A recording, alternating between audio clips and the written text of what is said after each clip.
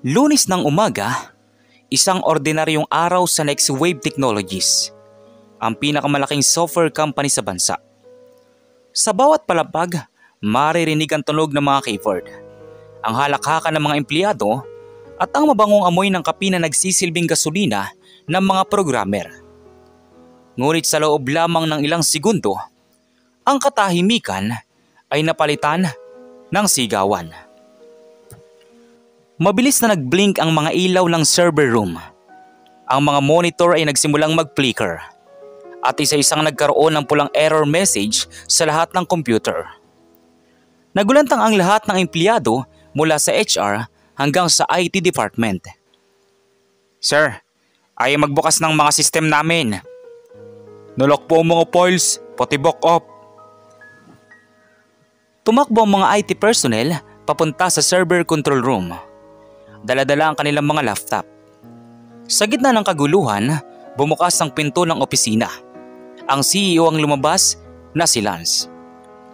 "Anong nangyayari rito?" Ang boses ni Lance ay mabigat, matalim at puno ng awtoridad. Kilala siya bilang isa sa pinakamatatag at pinakamatapang na leader ng industriya. Isang taong hindi madaling mabahala. Pero sa araw na iyon, kita sa mukha niya ang takot. "Sir, may malalang problema po. Mukhang nahak tayo." "Ano? Imposible yan. May triple layer security tayo." Hindi makapaniwala si Lance. Ang Next Wave Technologies ay gumagawa ng mga security software para sa malalaking kumpanya. At ngayon, sila mismo ang nahak.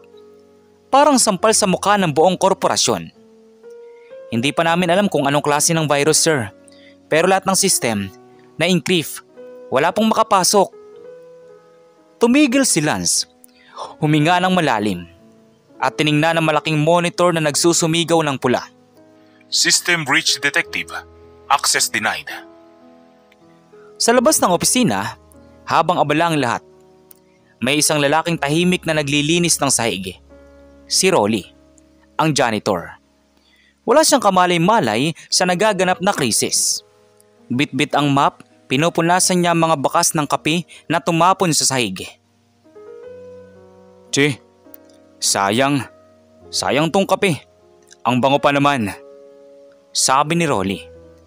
Ngunit habang naglalakad siya, napansin niya mga empleyadong nagmamadaling lumabas at ang mga mukha nilang punong-puno ng kaba. "Ano kayang nangyayari? Parang may sunog na ah." Hindi niya alam, sa loob ng ilang minuto, mawawala ang buong operasyon ng kumpanya kung walang makakagawa ng solusyon. "Sir, lahat ng server down, pati database na may client. Na-encrypt lahat." "Magkano ang damage?" "Posibleng million, sir. Baka pati investors mag-pull out kapag kumalat ito." Nagsimula na magtaas ng boses si Lance. Hindi na niya mapigilan ang galit at kaba.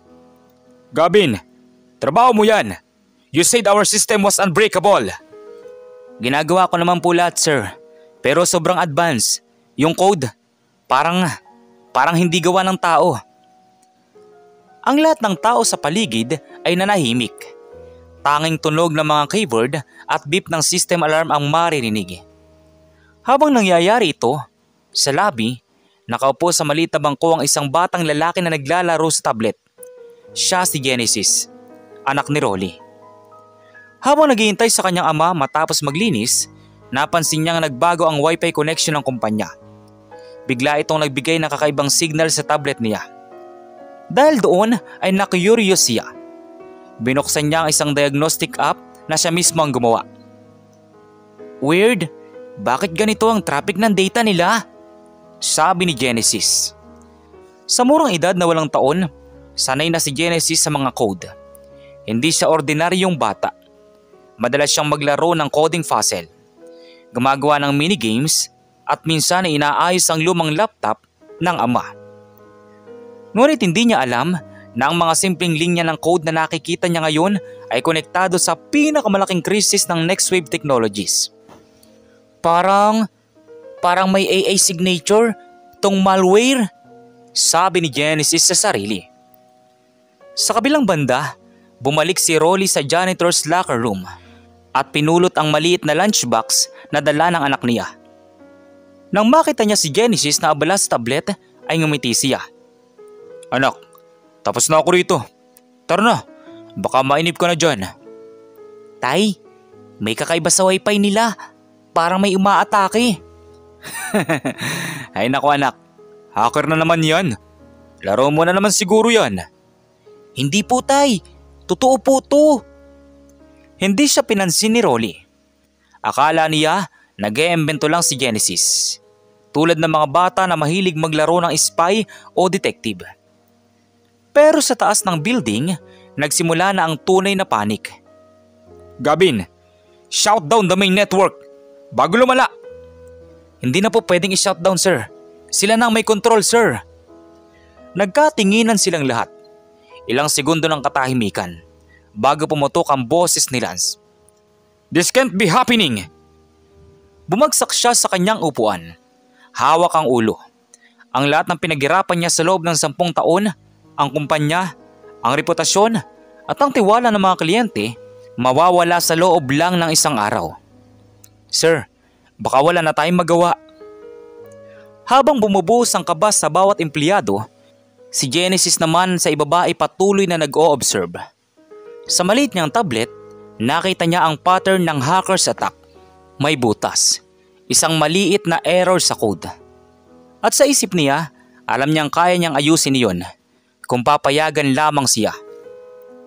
Habang dahan-dahang nagdidilim ang mga monitor sa kumpanya, isa lang ang maliwanag. Ang mga mata ng batang si Genesis na may kakaibang kumpiyansa at tapang. Mabilis ang oras sa gitna ng kaguluhan.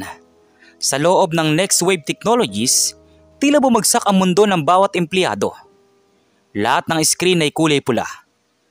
Ang dating tahimik na opisina ay naging parang battlefield ng mga tumatakbong IT staff at nag-aalalang manager. Lahat ng network lines compromise, kahit backup servers, na-infect. Paano nakapasok? May firewall list tayo, di ba? Hindi ko alam, sir. Parang may AI algorithm na nag-a-adjust sa bawat block na ibinabato namin. Sa bawat segundo, mas dumadami ang nasisirang files. Lahat ng data ng kliyente, confidential contracts, payrolls, at project codes ay naka-encrypt na. Walang makapasok, walang makalabas. Sir Gavin, nag-auto-delete po yung ibang folders. Cancel it. Stop the process. Ayaw po tumigil, sir. Sumigaw si Gavin, ngunit walang tumugon. Sobrang bilis ng malware. Kahit anong command, binabaliktad ng system. Ang firewall na pinagmamalaki ng kumpanya ay parang naging laruan lang ng hacker. Gavin, you're the head of IT. I want solutions, not excuses. Ginagawa ko lang lahat, sir. Pero sobrang advanced to. Parang hindi tao ang gumawa. Sa gitna ng tensyon, biglang kumalat ang balita sa lahat ng departamento. Nahack daw ang system. Wala nang access sa payroll. May nag-leak daw na data. Sabi ng mga empleyado. Nagmistulang apoy ang takot at alalahanin sa bawat empleyado. Sa kabilang dulo ng building, dumaan si Rolly. Bit-bit ang map at balde. Papunta sa pantry para maglinis siya dapat. Hindi niya alam na siya at ang kanyang anak ay magiging sentro ng milagro ng araw na iyon. Ang gulo naman dito. Lahat nagkakandara pa. Baka may drill lang to. Uwi ka ni Rolly.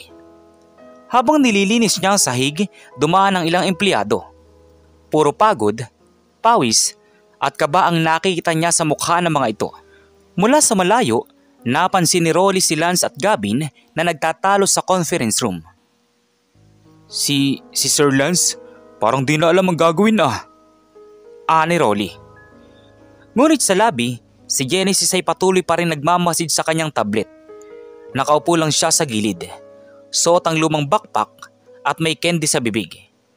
Tinitingnan niya ang flow ng Wi-Fi network na parang isang puzzle. Data packets? Repeating every 3 seconds? May loop sa algorithm. Kung ganun, may butas nga. Hindi niya alam na ang maliit niyang obserbasyon ay ang susi sa kaligtasan ng kumpanya. Sa murang edad, Nasanay na siyang magbasa ng mga pattern ng code. Nakikita niya ang mga error hindi bilang problema, kundi bilang pahiwatig kung saan siya dapat pumasok. Baka AI-based ransomware to, pero bakit parang incomplete yung encryption key? Sa taas, tuloy pa rin ang sigawan. Si Lance ay tumayo at tinawagan ng mga investor. Please, give us a few hours. We're resolving the issue. This will not affect our clients. Ngunit kahit siya mismo ay walang kasiguraduhan. Ang bawat minuto na lumilipas ay katumbas ng milyong-milyong piso at reputasyon. Sir, we can't contain it anymore. The system is falling apart. Then, rebuild it! Do something! Napaupo sila sa bangko. Sa unang pagkakataon, ramdam niya ang helplessness. Ang kumpanyang pinaghirapan niyang itayo mula sa wala ay parang buhangin na dumadaan sa kanyang mga daliri. Sa kabilang banda, bumaba si Gavin sa server room. Ang tunog ng mga siren at beeping alarms ay mas lalo lang nagpapaigting ng kaba. Ang ilaw ay kumikislap, parang nagbabadya ng tuluyang pagbagsak. Sir, hindi po namin ma-access ang root directory. Try the backdoor key. Use the old admin code. Invalid po sir. Nalock din. Napanood si Gavin sa harap ng monitor. Pinagpawisan siya ng malamig. Wala na siyang magawa. Hindi ko kaya to. Hindi ko kaya to mag-isa. Mahinang sabi ni Gavin. Samantala, sa baba, lumapit si Genesis sa tatay niyang nag-aayos ng gamit. Tay? Oh, bakit? Seryoso yung sinasabi ko kanina. May problema talaga sa system nila. Nakikita ko yung pattern ng virus sa tablet ko. Anak, huwag mong isipin yan. Mga eksperto ang nandun sa taas. Pero tay, mali yung ginagawa nila. Dapat ilop nila yung encryption at i-reverse yung AI layer. Napakamot ng ulo si Rolly. Hindi niya maintindihan ang mga sinasabi ng anak. Ang alam lang niya, janitor siya. At ang anak niya ay isang batang mahilig sa computer games. Sige na anak, uwi na tayo mamaya. Gabi na rin. Baka maipit pa tayo sa gulo. Kung hindi nila aayusin, mawawala tong kumpanya tay. Muling tumingin si Genesis sa tablet. Binuksan niya ang maliit na app na siya mismo ang gumawa. Isang security sandbox na ginagamit niya sa pag-test ng code. Nakita niya ang eksaktong virus signature na kumakalat sa buong network ng NextWave. Hindi na siya nakatiis. Nag-type siya ng ilang linya ng code. Ginamit ng simpleng AI defense script na ginawa niya noong isang linggo. Ang code ay kumikilos, parang buhay. Kung maayos ko to sa sandbox, baka kaya ko ring ayusin sa totoo. Sa taas, si Lance nakatanggap ng tawag mula sa mga foreign investor. Ang mukha niya ay maputla. At ang boses ay halos pabulong. I promise, we'll fix this. Please don't fall out yet. Sabi ni Lance sa kabilang linya. Pero kahit anong tapang ng kanyang boses, ramdam ang takot. Dumating si Gavin na pawis. Dala ang balitang ayaw niyang marinig ni Lance. Sir, pati main backup, corrupted na. No Gavin. Hindi pwede mangyari yan. Parang huminto ang oras. Walang kumikibo sa loob ng silid. Ang tanging tunog ay ang mabagal na paghinga ni Lance. Sa labas ng silid, nakatayo si Rolly. Nakikinig sa usapan. Nakita niya ang pagkadismaya ng CEO. At kahit hindi siya kasama sa mundo nila, parang nadama rin niya ang bigat ng sitwasyon. Lumingon siya sa anak niyang tahimik lang na nakatingin sa tablet. Anak, alam kong matalino ka. Pero wag na natin pakialaman to ha. Tay, kung walang magagawa, mawawalan lahat. Mula sa malayo, tumingin si Genesis sa taas. Hindi pa niya alam kung paano siya makakatulong. Pero sa isip ng batang 8 taong gulang, unti-unti nang nabubuo ang isang plano. At habang patuloy na bumabagsak ang sistem ng kumpanya, may isang batang nagpasya na gumawa ng isang paraan na labis-labis na makakatulong sa kanila. Tahimik ang gabi sa loob ng kumpanya. Karamihan sa mga empleyado ay nagpupuyat pa rin. Pilit hinahanap ang sagot kung paano maililigtas ang kanilang sistem. Sa bawat monitor ay makikita ang pulang ilaw ng babala. Tila apoy na kumakalat sa buong network. Sa isang sulok ng lobby, nakaupo pa rin si Genesis. Bit-bit ang kanyang tablet. Ang batang 8 taong gulang na ito ay walang takot na nakatingin sa screen. Tila may hinahanap. Kung AI-based tong ransomware, ibig sabihin may adaptive key generator siya. Pero bakit parang may gap sa interval coding? Ang maliit niyang mga mata ay nakatutok sa mga linya ng code. Sa iba, puro letra at simbolo lang iyon. Pero para kay Genesis, parang musika. Ang bawat command, bawat error, bawat syntax ay may ritmo na kaya niyang sundan. 3 loops, isang command line lang ang mali, kaya nagkakaroon ng echo sa data flow. Mabilis ang kanyang daliri habang nagtatype. Parang may sariling mundo siya. Sa murang edad, walang nagturo sa kanya kung paano mag-code. Natutunan niya ito sa pamamagitan ng panonood. Pagbabasa ng online tutorials sa lumang cellphone ng kanyang ama. At sa likod ng mga lecture videos na iniwan ng mga empleyado sa basura. Sa isip ni Genesis, may kakaibang logic. Hindi siya nag-iisip gaya ng ibang bata. Sa halip na matakot, mas nagiging kalmado siya tuwing may problema. Kung matrace ko yung base IP ng AI, baka makagawa ako ng reverse link, sabi ni Genesis. Lumapit si Rolly sa kanya, dalang maliit na thermos ng kape. Pagod na rin siya, pero mas pagod siyang isipin kung bakit ayaw pa umuwi ng kanyang anak. Anak, gabi na. Bukas mo na lang yan ituloy. Tay, alam ko na kung anong klaseng virus to. Hacker ka na talaga ha. Pero anak, hindi yan laro. Hindi po ako naglalaro, tay. May butas yung code nila. Napatigil si Rolly. Ang tono ng anak niya ay hindi pang bata. May kumpiyansa. May katiyakan. Pero paano siya maniniwala? Janitor lamang siya. At ang anak niya ay isang bata lamang. Sa kabilang palapag, si Gavin ay halos mawalan na ng ulirat. Lahat ng effort niyang gumawa ng patch ay nabigo.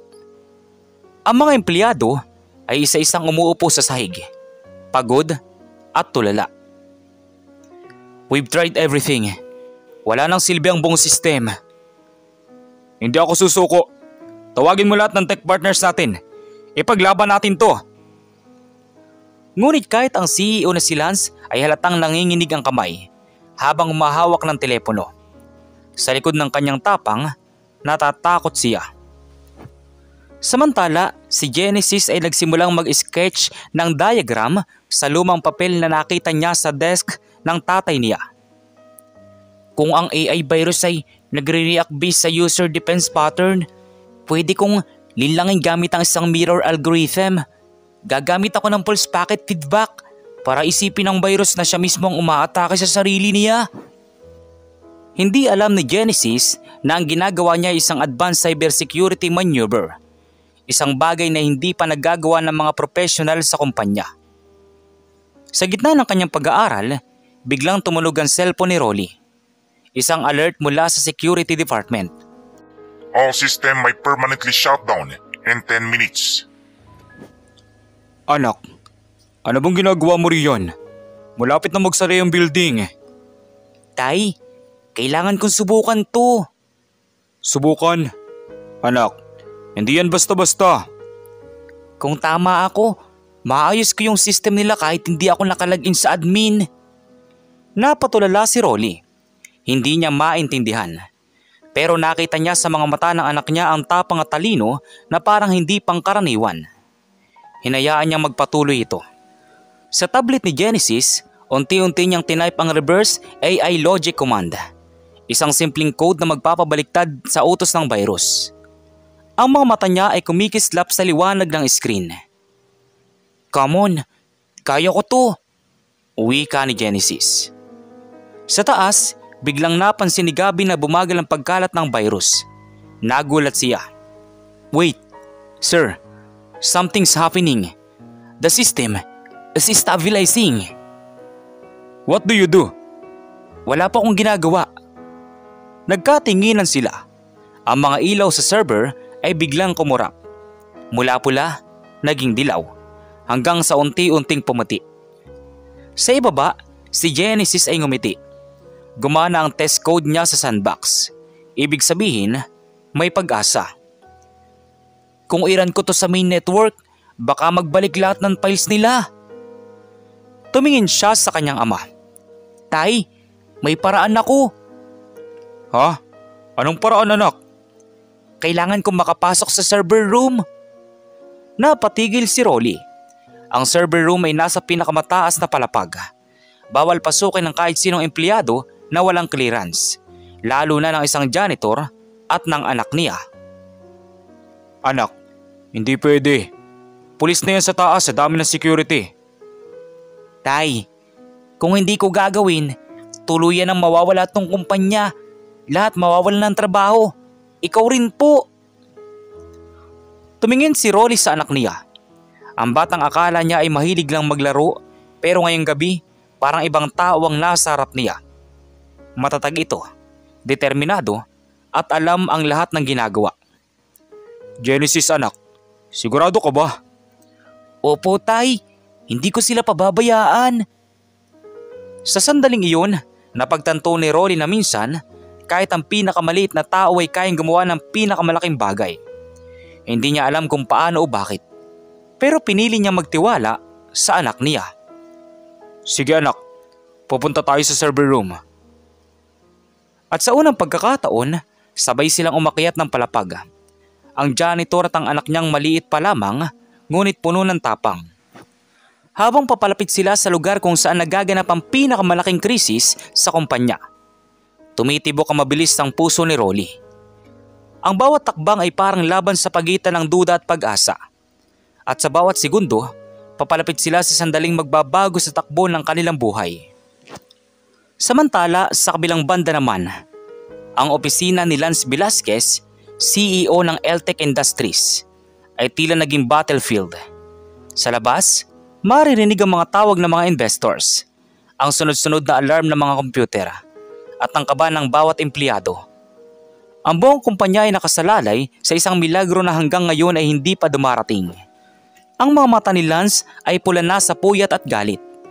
Paulit-ulit niyang sinisigaw sa mga IT staff ang parehong tanong. Nasaan ang progress report? Gavin, may update ka ba? Kahit maliit lang, sabihin mo sa akin na may nangyayari. Sir, sinusubukan namin ang backup firewall, pero hindi po gumagana. Parang may built-in AI yung virus. Nag-a-adjust sa bawat block na ginagawa namin. Napalakas ang hampas ni Lance sa mesa. Nagtalsika ng ilang papel. Tumahimik ang lahat at sa isang sulok nakatayo si Rolly, ang janitor. May hawak pang map at timba. Hindi niya maintindihan ang mga sinasabi nila, pero ramdam niya ang bigat ng problema. Wala bang marunong dito? Ginagastos ko ang milyon-milyon para sa IT department na to. Lumapit si Gavin, nanginginig, ngunit pilit na matatag. Sir, wala pong system sa bansa na kayang i-block ang ganitong klase ng AI hack. Kailangan po natin ng International Cyber Response Team. Pero baka abutin ng ilang araw bago sila makarating. Pumikit si Lance.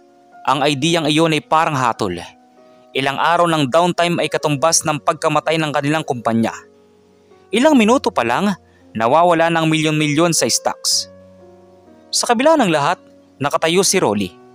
Hindi alam kung aalis o mananatili. Napansin niyang pinapanood siya ng anak niyang si Genesis, na tahimik na nakaupo sa gilid. Hawak ang lumang tablet na madalas niyang ginagamit habang hinihintay ang ama.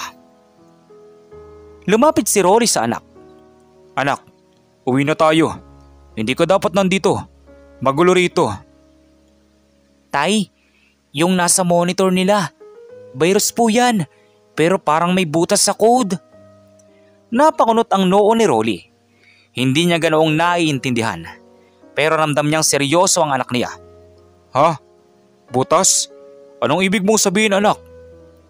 Parang pwede pong i-reverse yung ginagawa niya, pero kailangan lang i-type yung tamang sequence sa main server. May mali kasi sa algorithm ng hacker, Tay.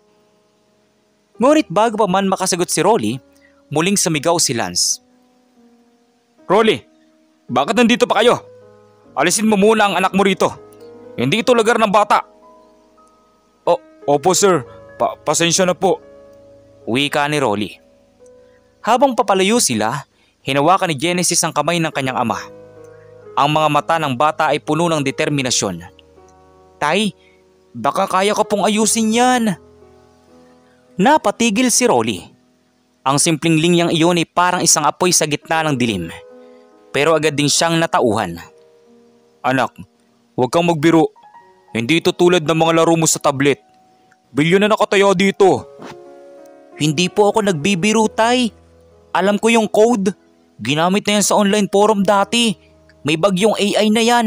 Kung papayagan nila ako, kaya kong i-stop. Napatingin si Rolly sa anak. Parang gusto niyang maniwala. Pero natatakot siyang pagtawanan o pagalitan. Ang CEO ay desperado. Ang mga tao ay pagod. At ang anak niya ay isang 8 taong gulang lamang.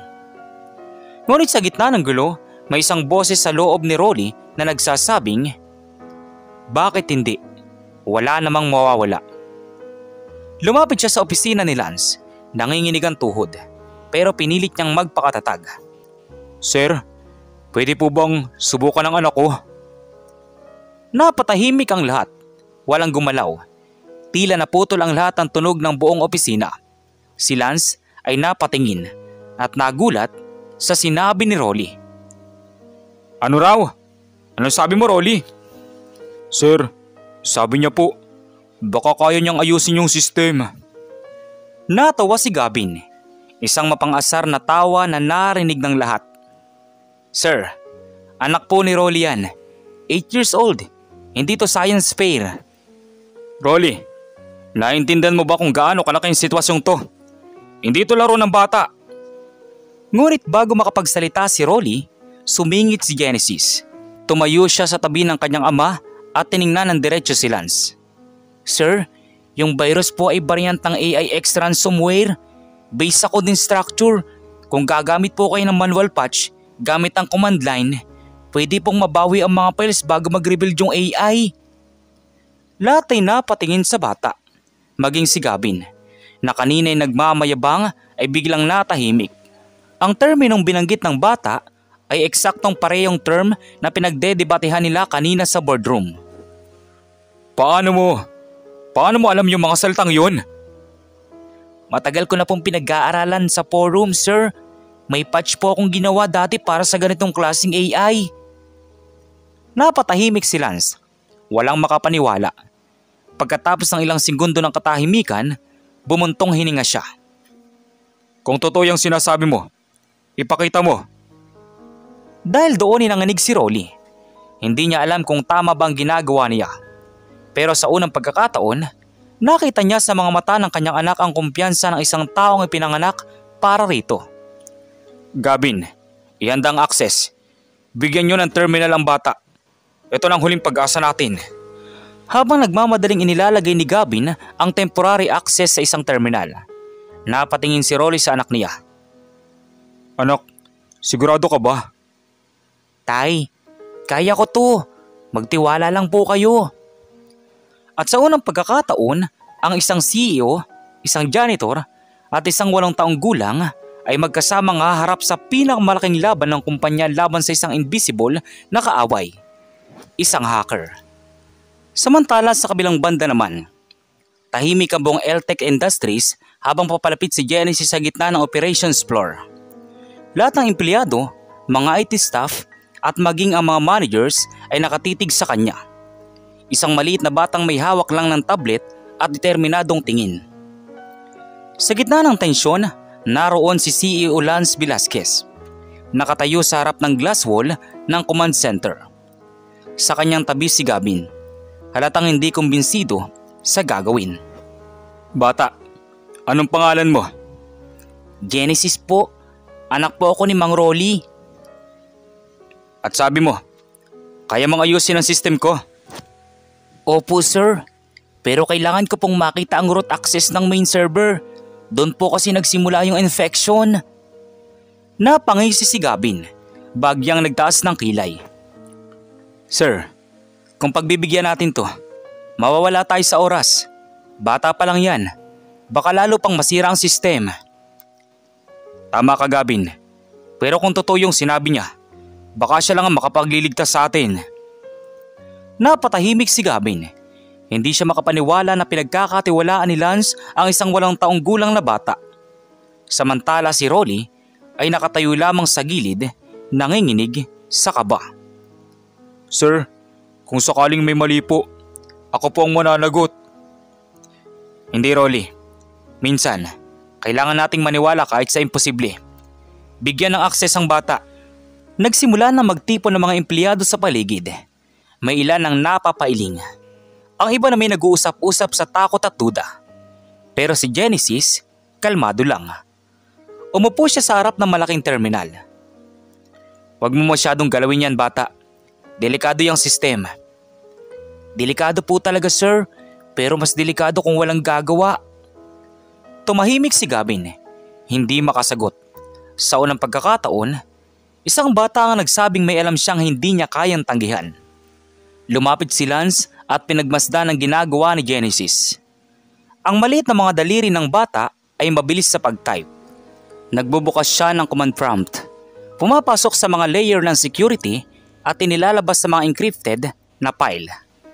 Gavin, alam mo ba yung ginagawa niya? Sir, parang gumagamit siya ng hybrid command na Linux at costume. Hindi ko po alam kung saan niya natutunan yan. Habang tumatakbo ang code sa screen, nagpoprotesta ang system. Access denied. Pero hindi tumigil si Genesis. Tinanggal niya ang ilang syntax error at nagpasok ng bagong string ng code. Sir, may AI po sa loob ng virus, pero may mali sa self-learning protocol niya. Naglulup siya sa sariling utos. Ibig mong sabihin, kaya mong i-turn yung weakness niya laban sa kanya? Opo, parang chess lang po. Kung alam mo kung saan siya maglalagay ng pyesa, pwede mong salubungin. Sa mga sandaling iyon, hindi na siya basta-basta sa paningin ng mga tao. Si Genesis ay tila isang batang siyentipiko sa gitna ng giyera ng teknolohiya. Ang mga code na pinapasok niya ay parang musika. Mabilis, maingat, at tiyak. Ngunit biglang, Alert! Counter-attack detected! Alert! Counter-attack detected! Nagulat ang lahat. Ang system ay biglang nag-red alert. Lahat ng ilaw sa server room ay kumikislap. Sir, lumalaban yung hacker. Na-detect niya tayo. Genesis, tumigil ka na. Baka masira palalo. Ngunit hindi kumilos si Genesis. Huminga lang siya ng malalim at tumingin sa screen. Tila alam ang susunod na mangyayari. Sir, wag po kayong mag-alala. Expected ko po yan. Nakulop na yung AI sa sarili niyang trap. Nang mag-enter siya ng huling command, biglang tumigil ang lahat ng tunog. Ang pulang ilaw ay unti-unting nagpalit ng kulay. Mula pula, naging dilaw. Hanggang sa tuluyang naging berde. Sa screen, lumitaw ang mensahe. System restored. Threat eliminated. Dahil doon ay napatahimik ang lahat. Walang nagsalita sa loob ng 3 segundo. Lahat ay nakatulala sa monitor. Imposible, sabi ni Gavin. Ginawa mo, sabi naman ni Lance. Opo sir, tinanggal ko na po yung virus, pero mas maganda pong palitan nyo yung security protocol nyo. Madaling pasukin kung hindi na-update. At doon, isang bata ang nakagawa ng bagay na hindi nagawa ng buong IT department. Si Lance ay napaatras. Parang hindi makapaniwala sa nakikita niya. Ang tensyon na ilang araw niyang pinasan ay biglang napawi. Lumapit siya kay Rolly. Rolly, ang anak mo, siya ang nagligtas sa kumpanya ko. Sir, ako man po, hindi makapaniwala. Napatulala si Gavin. Ang dating mayabang na IT head ay biglang natahimik. Lumapit siya kay Genesis at marahang tumango. Magaling ka bata. Wala akong masabi. Salamat po, pero teamwork pa rin po yan. Kung hindi dahil sa access nyo, Hindi ko magagawa. Nakangiting tumingin sila sa batang nasa harap niya. Sa murang edad, ipinakita ni Genesis ang tapang at talinong wala pa sa karamihan ng mga profesional. Genesis, gusto kong makausap ka bukas sa opisina ko, kasama ang tatay mo. Ngumiti si Genesis. Si Rolly naman ay halos maiyak sa tuwa. Ang buong opisina ay nagsigawan at palakpakan. At sa unang pagkakataon, ang isang janitor at ang kanyang anak ang naging bida sa loob ng pinakamalaking kumpanya sa bansa. Habang naglalakad palabas si Genesis, tinapik siya ni Lance sa balikat. Minsan, ang pinakamagaling na solusyon ay hindi nang gagaling sa pinakamataas, kundi sa mga pusong marunong tumulong. Salamat sa iyo, Genesis. At sa labas ng building, habang yakap ni Rolly ang anak niya, marahang tumingin si Genesis sa kalangitan. Tay, gusto kong gumawa ng system na hindi kayang sirain ng kahit sinong hacker. Kaya mo yan, anak. Ikaw ang anak kong genius. At doon nagtapos ang araw na nagbago sa buhay ng lahat. Ang bata na anak ng janitor ang naging pag-asa ng buong kumpanya. Samantala sa kabilang banda, madaling araw na, ngunit walang umuwi. Ang mga ilaw sa bubong ng LTech Industries ay patuloy na nagliliwanag.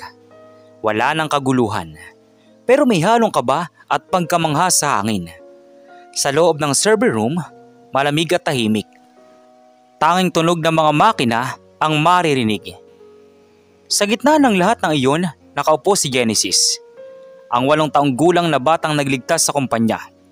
Sa tabi niya, nakamasid si Lance, habang si Rory ay halos hindi alam kung matutuwa o matatakot sa bagong mundo na biglang nasangkutan ng kanyang anak. Hindi pa rin ako makapaniwala. Isang batang nakagawa ng hindi kinain ng buong IT department. Sir, pasensya na po talaga kung nakialam kami. Hindi ko rin po alam na ganun kagaling ang anak ko. Rolly, huwag kang humingi ng tawad. Kung hindi dahil sa kanya, baka sarado ng kumpanya ngayon. Habang nag-uusap sila, patuloy na nagmo-monitor si Genesis ng system logs. Lahat ng linya ng code ay normal. Wala nang malware at bumalik na ang connection ng servers. Sir, stable na po ang lahat ng servers, pero gusto ko lang pong maglagay ng sarili kong patch para hindi na ulitin ng hacker yung entry point na ginamit niya. Patch? Anong klaseng patch? Yung ginawa ko po kagabi, pero mas i-improve ko. Naglagay po ako ng AI guardian na magbabantay sa sistema. Lumapit si Gavin. Tila nagugulat sa nakikita niyang ginagawa ng bata. Sa screen, may bagong interface na lumalabas. Isang simpleng AI bot na pinangalanan ni Genesis ng Genie. Ginawa mo yan mag-isa? Opo, parang game po kasi sa akin ang coding. Pero ngayon po, mas gusto kong gamitin para tumulong. Napangiti si Lance. Kita sa mga mata niya ang pagkamangha. Minsan, may mga sandali sa buhay na tila pinapakita ng langit kung saan dapat ka tumingin. At ngayong gabi, ang direksyon ay patungo sa isang batang may pusong dalisay at isip na puno ng posibilidad. Genesis, gusto kong malaman mo, mula ngayon, hindi ka nalang anak ng janitor dito. Isa ka ng special na bahagi ng LTech. Bibigyan kita ng scholarship, Genesis. Kami nang bahala sa pag-aaral mo hanggang sa gusto mong abutin. At ikaw, Rolly, bibigyan kita ng permanent position sa maintenance management. Hindi lang dahil janitor ka, kundi dahil pinalaki mo ang anak na kagaya niya. Napaiyak si Rolly, hindi dahil sa pera, kundi dahil sa karangalang matagal na niyang pinangarap. Ang mapansin, hindi dahil sa trabaho niya, kundi dahil sa kabutihan ng anak niya. Sir, maraming salamat po. Hindi ko alam kung paano ako magpapasalamat. Wala po akong ibang hangad kundi mabigyan ng magandang kinabukasan tong anak ko. Ginagawa mo na yan ngayon, Rolly. At tandaan mo, hindi mo kailangan maging mayaman para magpalaki ng magaling na tao. Tahimik si Genesis habang pinapanood ang usapan. Sa loob ng kanyang isip, hindi niya lubos maisip kung paano siya napunta roon. Sa gitna ng mga taong dating hindi siya pinapansin, ngayon ay tinitingala na. Habang tinitingnan niya ang mga linya ng code sa harap niya, naisip niya ang mga gabing tinutulungan niya ang tatay niya na maglinis sa opisina. habang siya naman ay nakikialam sa lumang computer sa kanto ng server room. Tay, natatandaan mo po yung computer na lagi kong inaayos dati? Diyan ko po natutunan to. Oo anak, akala ko nga noon, laro-laro lang yun. Hindi po laro yun tay, practice po. Nagkatinginan sila ni Lance at sa sandaling iyon, pareho nilang naintindihan. Hindi na ito tungkol sa hacking o pagliligtas sa kumpanya. Ito ay tungkol sa talento, pagkakataon at pananampalataya sa hindi mo inaasahan. Maya-maya pa, pumasok ang ilang staff, dala mga balita mula sa labas. Sir Lance, trending po sa news, lahat ng media outlet, pinag-uusapan yung bata na nagligtas sa LTech. Ang headline daw, anak ng janitor, genius na nagligtas ng multimillion company. Napatigil si Rolly at napahawak sa balikat ng anak niya. Si Genesis naman ay hindi makapaniwala. Tay, sikat na po ba ako? Hindi lang sikat anak, inspirasyon ka na. Nagtawanan ang lahat. Kahit si Lance na kilala sa pagiging seryoso ay hindi napigilang mapangiti. Muli siyang lumapit sa bata. Genesis, gusto ko marinig yung gusto mong pangarap. Sabihin mo nga sa amin, anong gusto mong maging paglaki mo? Gusto ko pong gumawa ng system na makakatulong sa mga mahihirap. Para po yung mga tulad ni tatay, hindi na kailangan mahirapan. Gusto ko pong gumawa ng AI na tutulong sa mga tao, hindi mananakit. Tumahimik ang lahat, walang nagsalita. Pero halata sa mga mukha nila ang paghanga. Isang batang hindi lang matalino, kundi may puso din. Tama yan Genesis, ang tunay na talino ay yung ginagamit para sa kabutihan. Samantala, sa labas ng server room, unti-unti nang sumikat ang araw. Ang liwanag ay pumapasok sa mga salamin ng gusali. Tanda ng panibagong simula, hindi lang para sa kumpanya, kundi para rin sa mag-ama. Habang naglalakad palabas si Genesis kasama ang kanyang ama, may mga empleyadong tumatapik sa balikat ni Rolly at may mga bumabati sa bata.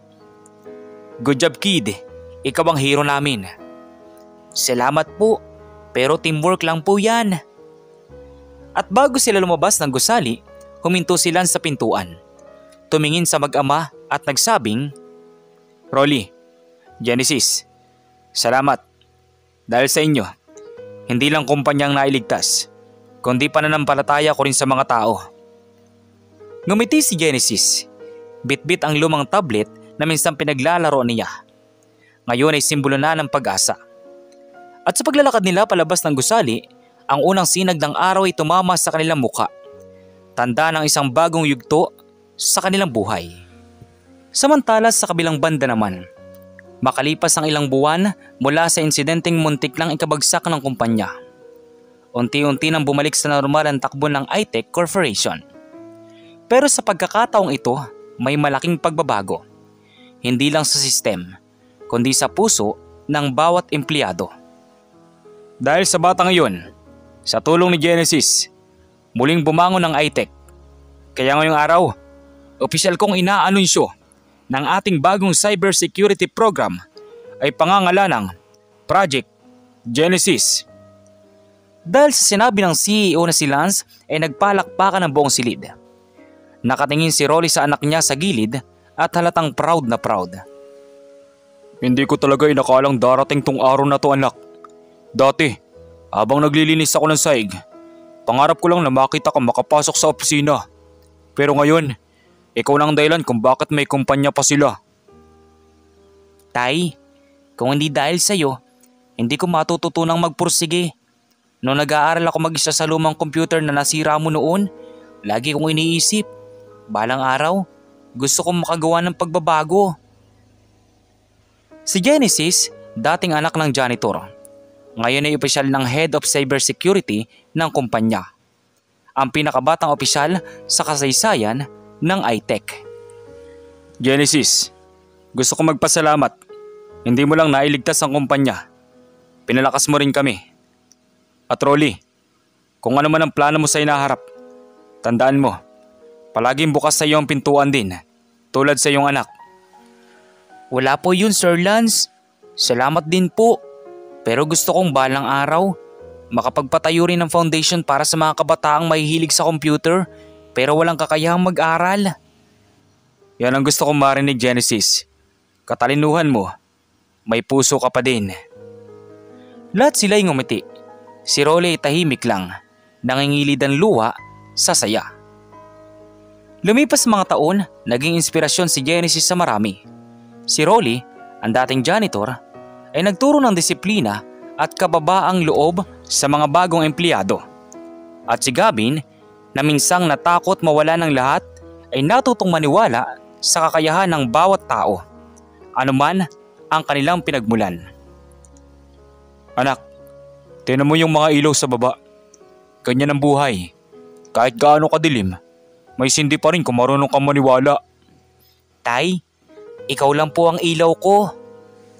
Habang nag-uusap ang mag-ama ay tahimik na lumapit si Lance, dala ang plake. Rolly, Genesis, ito ang karangalan na dapat sa inyo. Iniabot niya ang plake. Tumulo ang luha ni Rolly habang niyakap ang anak niya. At mula noon, naging alamat sa loob ng industriya ang mag-ama. Ang kwento nila ay naging isang inspirasyon at naging pag-asa sa bawat taong nawawalan ng tiwala at kumpiyansa sa kanilang mga sarili. Kayo, ano pong masasabi nyo sa maiksing kwento natin ngayon? At kung anong mga aral po ang mga natutunan ninyo? Maaari nyo po bang i-comment dun sa baba dun sa comment section para muli ko pong mabasa? So once again, inuulit ko pong muli. Ako po si Tamoxki TV. Kita-kita po tayong muli sa mga susunod pa nating maraming mga video. Thank you and God bless you all. Peace out.